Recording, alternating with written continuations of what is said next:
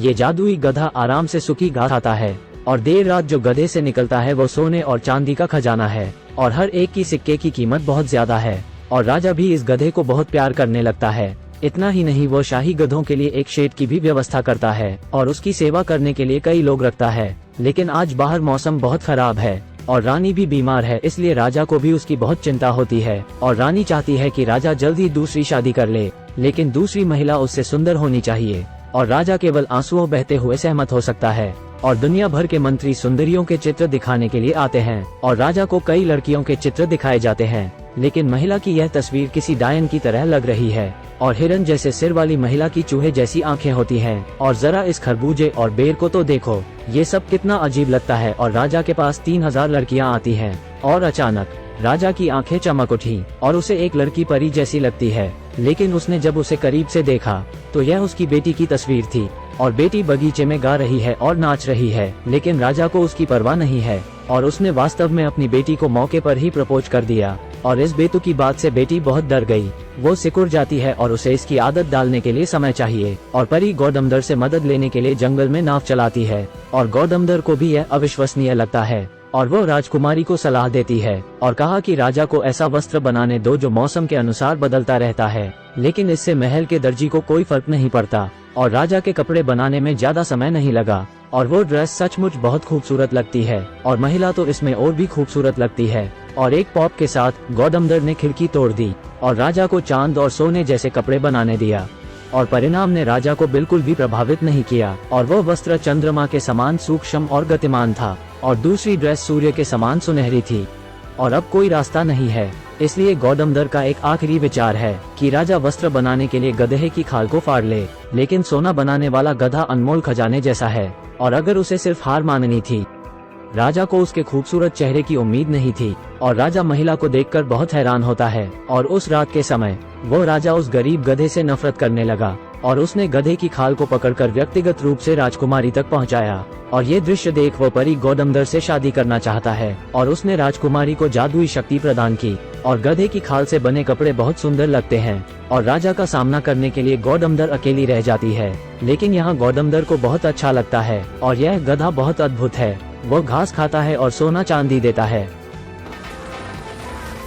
लेकिन आज गधे ने बस इतना ही खजाना दिया था और राजा द्वारा उसका वध किया गया और चमड़ी उतारी गई सिर्फ अपनी ही बेटी को प्रपोज करने के लिए। और राजकुमारी इतनी भयभीत थी कि वो गधे की खाल में ही भाग गई और उसकी मुलाकात एक अद्भुत महिला से हुई और फिर महिला ने जहाँ थूक दिया वहाँ एक मेढक पैदा हो गया और वो कृपा करके राजकुमारी को खेत की देखभाल के लिए ले गई। लेकिन वहाँ का आवास इतना अच्छा नहीं है। वहाँ टूटे हुए घर में मुर्गी देखकर वह आपा खो बैठी और उसका बिस्तर भूसे से भरा हुआ था।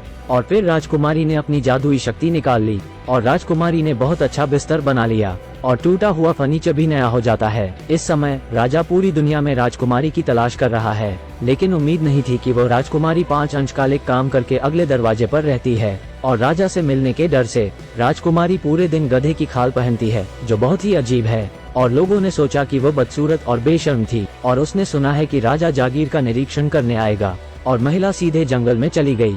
और उस दिन लाल घोड़े, लाल सूट और लाल टोपी के साथ एक राजकुमार शिकार करने आता है और राजकुमार को एक गुलाब मिलता है और इसने राजकुमार से झूठ बोला कि जंगल में खजाना है। और मार्गदर्शन में राजकुमार लकड़ी के घर में जाता है और वो खिड़की से झांकता है और राजकुमारी गधे की खाल उतार रही है और वो चमकदार ड्रेस में महिला को गाते हुए देखता है जिसने राजकुमार को दीवाना बना दिया। उसने उससे शादी न करने की कसम खाई। साथ ही पूछताछ करने पर एक महिला मेघ की उल्टी करती मिली और उसे पता चला कि वो गधे की खाल में एक बदसूरत लड़की थी। लेकिन घर लौटने के बाद प्रिंस को प्यार हो गया और उसका मन राजकुमारी से भर गया और रानी चिंतित हो गई और उससे पूछा कि उसने खाना क्यों नहीं खाया। लेकिन राजकुमार केवल गधे की खाल वाली लड़की द्वारा बनाया गया केक खाना चाहता था और रानी केवल किसी को उसे खोजने के लिए भेज सकती है। जब राजकुमारी को इस बारे में पता चला तो वो मान गई और पता चला कि उसे भी उसका राजकुमार मिल गया और उसने हीरे की अंगूठी उसके केक में डाल दी और राजकुमार बड़ी भूख से केक खाता है और अचानक उसे कुछ महसूस होता है और राजकुमार को बाहर ले जाया जाता है और जब उसने थूका तो यह एक हीरे की अंगूठी निकली और इससे राजकुमार बहुत खुश हो गया और पता चला कि राजकुमारी को भी उससे प्यार हो गया था और उसने कल्पना करना भी शुरू कर दिया और उसने राजकुमारी की खुद के साथ एक प्यारी सी मुलाकात होते देखा और वो जंगल में चला गया और घास पर रोल करना और नदी में एक साथ तैरना, लेकिन रानी निश्चित रूप से उसे नौकर से शादी नहीं करने देगी। गधे की खाल की राजकुमारी के शादी करने के लिए उसने राजा और रानी को बताया कि इस अंगूठी को कौन पहन सकता है और वही उनकी बहू होगी।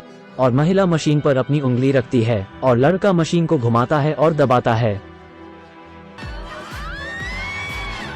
और फिर राजा निकल पड़ता है। और गार्ड ने गली में एक नोटिस पढ़ा और पूरे देश के लोगों को रिंग में आजमाने के लिए महल में प्रवेश करने दिया और कहा जो इसे पहन सकता है वो राजकुमार से विवाह कर सकती है। और यह भी याद दिलाया कि अंगूठी बहुत छोटी है, केवल पतली उंगलियों वाली महिलाएं ही इसे पहन सकती हैं। और इस खबर से राष्ट्रीय में सनसनी फैल गई और सभी महिलाएं अपनी उंगलियों पर तेल लगाती हैं और लुब्रिकेटिव ऑयल बेचने वाला रातों रात अमीर हो गया। छुरी का उपयोग तो गरीब केवल छिलका उतारने और हड्डी पीसने के लिए कर सकता है, उंगली को पतला करने के लिए। और पूरे शहर में महिलाएं सभी पड़ावों को खींचती हैं और सिर्फ राजकुमार की अंगूठी पहनने के लिए। और फिर चुनाव का दिन, महल का द्वार सुंदरियों से घिरा हुआ था और 85 वर्षीय महिला भी आती है और 13 उम्र की लड़कियां भी आती हैं, क्योंकि सभी राजकुमार से शादी करना चाहते हैं। और युवती ने अपना हाथ बढ़ाया, लेकिन अंगूठी अंदर नहीं ले सकी और वह केवल निराशा में दूर हो सकती है।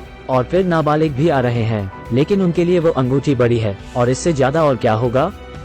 और शक्ति का हरण करने वाली बुढ़िया भी यहाँ आती है, लेकिन किसी को अंगूठी पहनने को नहीं मिलती और बूढ़ा राजा बहुत निराश होता है। और अचानक गधे की खाल में एक लड़की धीरे धीरे चलती है और वो धीरे धीरे बाहर पहुँचती है और अंगूठी वास्तव में मेल खाती है। और ये दृश्य चकित कर देने वाला था। और इस समय राजकुमारी ने धीरे धीरे गधे की खाल उतारी और उस सोने की ड्रेस को दिखाया और वो बहुत खूबसूरत है।